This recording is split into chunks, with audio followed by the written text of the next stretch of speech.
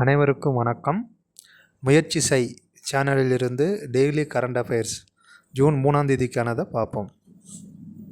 விக்சித் கிருஷி சங்கல்ப் அபியான் 2025 இது அறிவியல் ரீதியான விழிப்புணர்வு, நீடித்த நிலையான நடைமுறைகள் மற்றும் விவசாயிகளுக்கு அதிகாரமளித்தல் மூலம் இந்திய வேளாண்மையை நவீனமயமாக்குவது தொடங்கப்பட்ட நாடு தழுவிய பிரச்சாரமாகும்.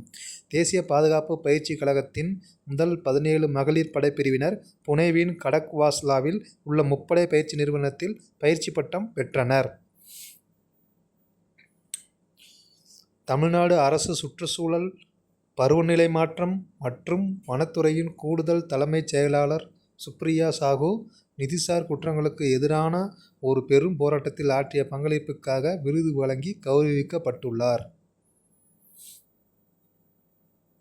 தெற்காசியாவின் மிகப்பெரியதான 20 மெகாவாட் திறன் கொண்ட மின்கல எரிசக்தி சேமிப்பு அமைப்பு புதுதில்லியின் கிலோகாரி என்னும் இடத்தில் திறக்கப்பட்டுள்ளன.